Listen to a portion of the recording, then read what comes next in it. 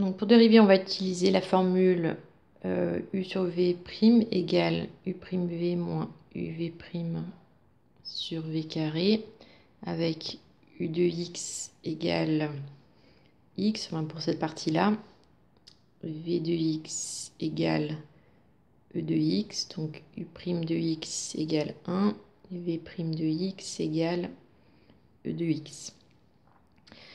Donc f' de x égale la dérivée de x plus 1, c'est 1, plus,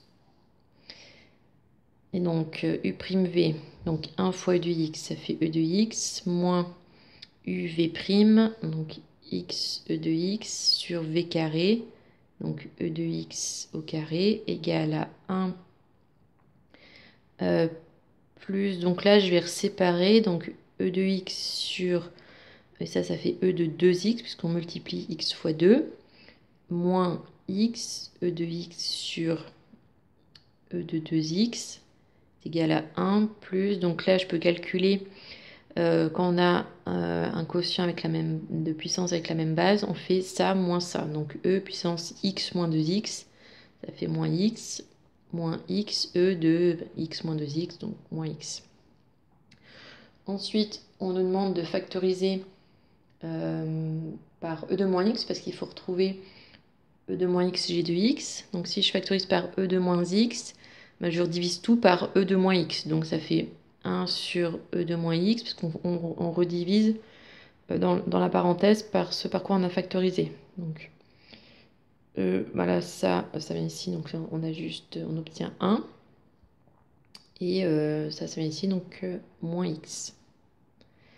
Et e de moins x, et donc ça, 1 sur e de moins x, donc c'est la puissance de l'inclation, on le remet au numérateur, on change le signe de la puissance, donc ça devient e de x, plus 1 moins x, et e de x, enfin 1 moins x plus e de x, c'est égal à g de x, donc on a bien e de moins x, g de x.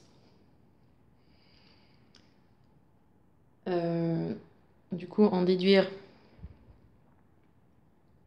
le tableau de variation de f sur R. Donc on va étudier le signe de ça.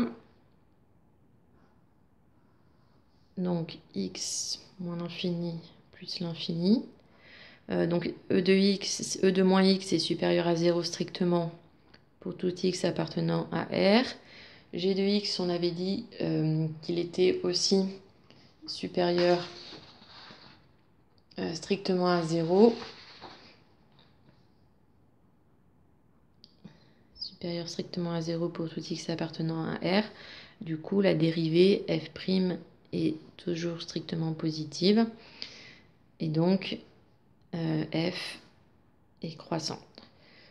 Et on avait trouvé les limites. Donc, on avait dit qu'en moins l'infini, c'était moins l'infini. Et en plus l'infini, plus l'infini. Donc, on peut les marquer.